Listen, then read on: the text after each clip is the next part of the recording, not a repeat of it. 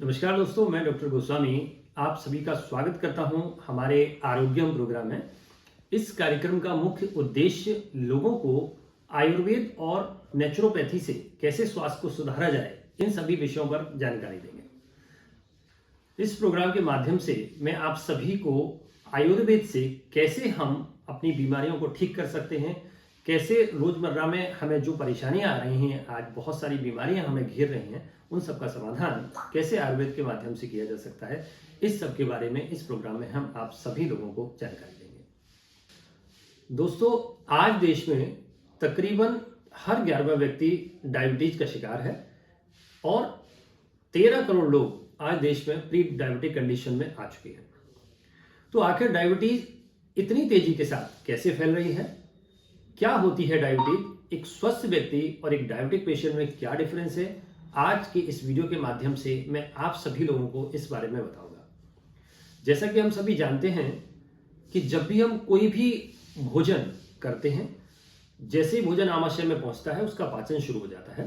पाचन होने के बाद यह आंतों में पहुंचता है और वहां इसका अवशोषण होता है। तो भोजन में उपस्थित ग्लूकोज आंतों द्वारा अवशोषित करके ब्लड स्ट्रीम यानी कि हमारी रक्त वाहिनियों में पहुंचा दिया जाता है। जैसे ही ग्लूकोज हमारे ब्लड स्ट्रीम में आता है, पेंक्रियाज को एक मैसेज मिलता है कि आपको इंसुलिन का प्रोडक्शन करना है। पेंक्रियाज इंसुलिन का प्रोडक्शन करती है और यह इंसुलिन भी हमारी रक्त वाहिनियों में आ जाता है और रक्त वाहिनियों के माध्यम से विभिन्न कोशिकाओं में यह इंसुलिन पहुंचता है।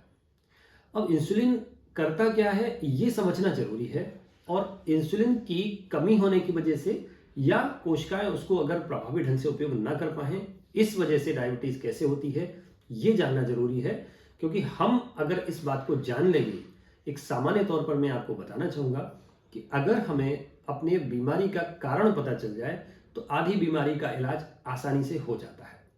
तो जैसे ही हमारी रक्त वाहिनियों में इंसुलिन पहुंचता है, यह रक्त वाहिनियों के माध्यम से कोशिकाओं के आसपास जाता है। तो कोशिकाओं के ऊपर इंसुलिन के रिसेप्टर्स होते हैं जहां पर यह जाकर बाइंड हो जाता है।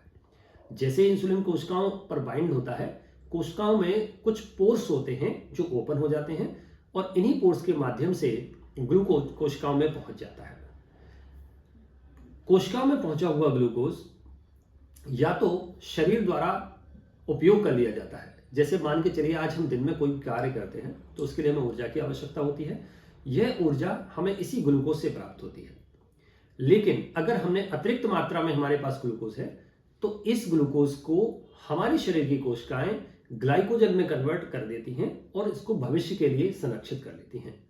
जब भी हम स्टार्वेशन में जाते हैं या फास्टिंग करते हैं तो उस समय जब हम ग्लूकोज नहीं लेते तो उस स्थिति में यह संरक्षित ग्लूकोज हम उपयोग करते हैं और शरीर को ऊर्जा प्रदान करते हैं। तो एक सामान्य व्यक्ति में और स्वस्थ व्यक्ति में यह प्रक्रिया सामान्य तौर पर चलती रहती है, अनवरत चलती रहती है। लेकिन एक डायबिटिक पेशेंट में क्या अंतर हो जाता है, क्या कमी आ जाती है, तो यह समझना हमें आवश्यक है कि डायबिटिक पेशेंट में या तो पैंक्रियाटिक सेल्स इंसुलिन का प्रोडक्शन कम कर रही हैं, अन्यथा उनकी कोशिकाओं द्वारा इसका प्रभावी ढंग से उपयोग नहीं हो पा रहा। डायबिटिक पेशेंट में इंसुलिन का प्रोडक्शन कम क्यों होता है, कोशिकाओं द्वारा उसका प्रभावी ढंग से उपयोग क्यों नहीं हो पाता, ये सारे सवाल जानने के लिए आप हमारे नेक्स्ट वीडियो का इंतजार कीजिए।